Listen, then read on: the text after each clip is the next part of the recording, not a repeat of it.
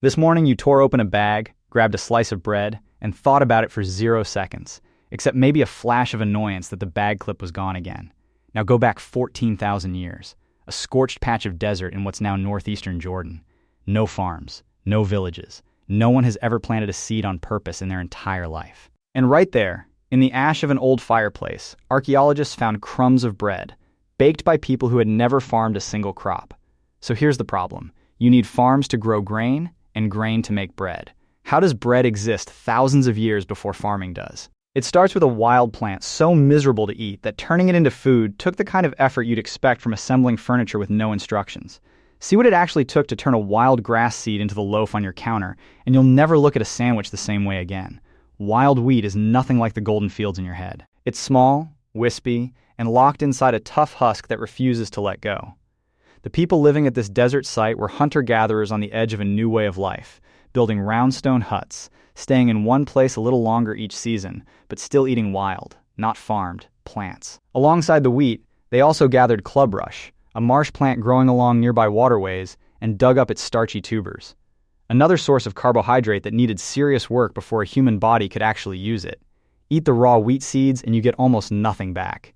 A mouthful of chaff, a few rock-hard kernels, a gut that can barely break any of it down. For a hunter-gatherer counting every calorie earned against every calorie spent, raw wild grain barely paid for the time it took to bend down and pick it. For most of human history, that math simply didn't work, which is exactly why historians spent decades assuming bread had to be a side effect of farming. Grow the grain, get good at processing it, and eventually someone invents bread. Farming first, bread second. Tidy story.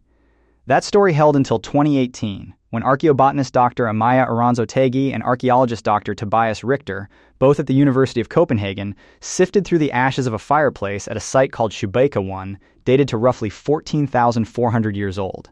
What they pulled out flipped the entire timeline. 24 charred, flattened crumbs, made from ground wild wheat and the mashed tubers of a marsh plant called clubrush, sitting inside a hearth built by hunter-gatherers who had never planted a crop in their lives.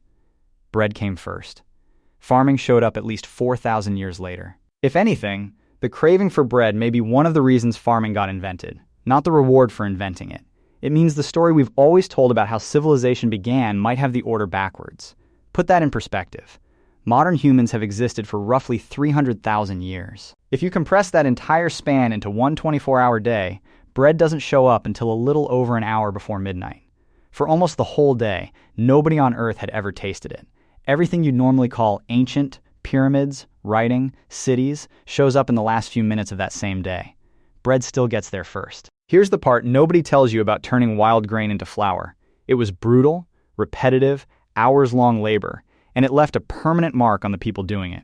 In 2017, bioarchaeologist Dr. Alison McIntosh at the University of Cambridge scanned the arm bones of Neolithic women who spent their days grinding grain between two heavy stones, then compared them to the arm bones of Cambridge's own elite female rowing team, women training twice a day, covering well over 100 kilometers a week. The ancient grinders won. Their arm bones were up to 16% stronger than the modern rowers, and nearly 30% stronger than an average student's, built entirely from dragging stone across grain, hours at a stretch, day after day, for years.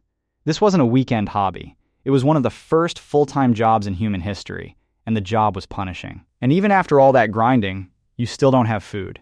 You have gritty dust. The next move seems obvious now, but somebody had to think of it first. Add water. Work the flour into a rough, sticky paste. This is where fire picks up a second job in human history. Not just warmth, not just roasting meat, but turning wet paste into something you can actually hold in one hand. Press the dough flat, lay it on a stone heated in the coals, and in a few minutes the water cooks off, the starch sets, and you're holding an early, primitive flatbread. The smell alone, warm, toasted, faintly sweet, was already a version of something you'd recognize walking past a bakery today. Here's a question that should be sitting in the back of your mind right now. If bread this old already existed, why doesn't your bread today look anything like a dry, dense cracker?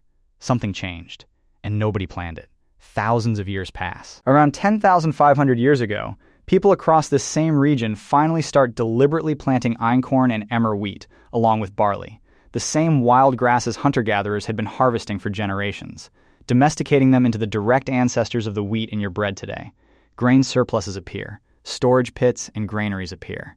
villages grow into towns. And through all of that, bread itself barely changes. Still flat, still dense, still stale within a day. Then, somewhere in a warm kitchen no one can pinpoint, a bowl of that same grain and water paste sat out a little too long. Nobody meant to leave it. But a microscopic fungus scientist now calls Saccharomyces cerevisiae, it simply as yeast, was already drifting through the air, the same way it's drifting through the air around you right now, landing on your counters, your fruit, your skin. It found a warm, damp, sugar-rich bowl of dough, and it moved in. It started eating. And as it ate, it exhaled carbon dioxide, trapped inside the sticky dough with nowhere to go. The dough swelled.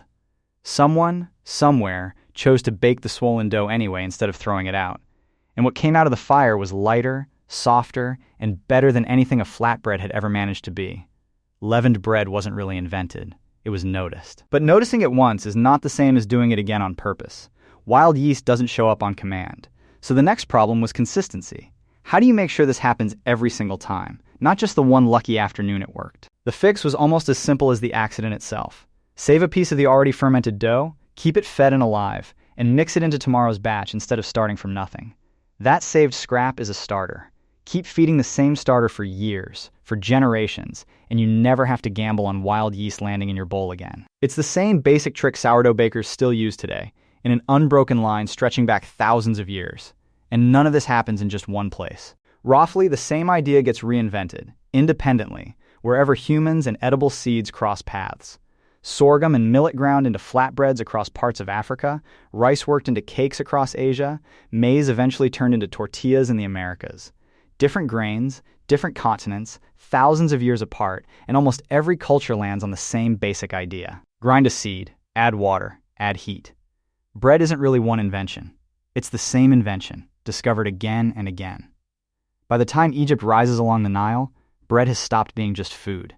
It's currency, religion, and status all baked into one object. The skilled workers who carved the royal tombs in the Valley of the Kings were paid in fixed grain rations, converted into loaves of bread and jars of beer, delivered on a schedule like a modern paycheck.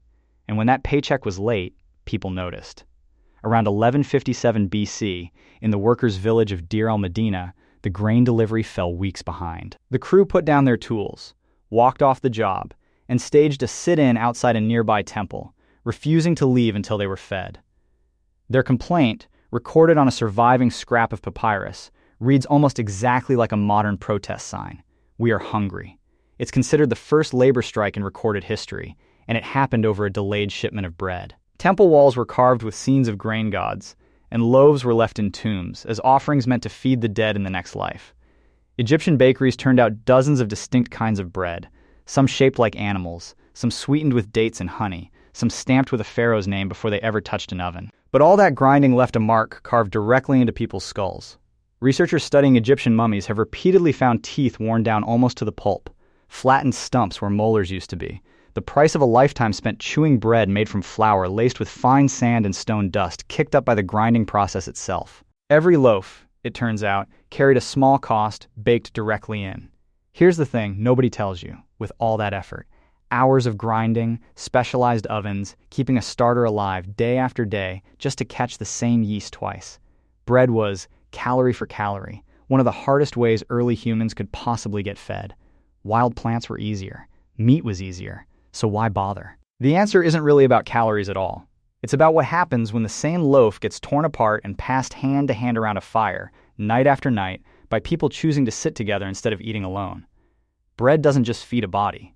It gathers a group. Some archaeologists now think that pull, the ritual of preparing and sharing a genuinely difficult food together, is part of what convinced roaming hunter-gatherers to stop roaming in the first place. That fireplace back at Shubeka sat inside a cluster of round stone huts, exactly the kind of shared space built by people who had started choosing to gather instead of scatter. We didn't just learn to make bread. We may have organized ourselves around it. Now think about this morning again. You grabbed a slice of bread in under 2 seconds. You didn't grind anything by hand for hours. You didn't wait around hoping wild yeast would find your kitchen. You didn't worry, even once, about sand wearing down your teeth. You were just mildly annoyed the bag clip was missing. Mildly annoyed the toaster ran hot. Mildly annoyed you were out of butter. 14,000 years of trial, grit, and accidental genius are folded into that one slice. And you almost tossed it because the crust looked a little off. Somewhere between a hunter-gatherer's hearth in the Jordanian desert and your kitchen counter, bread stopped being a miracle. It just became breakfast.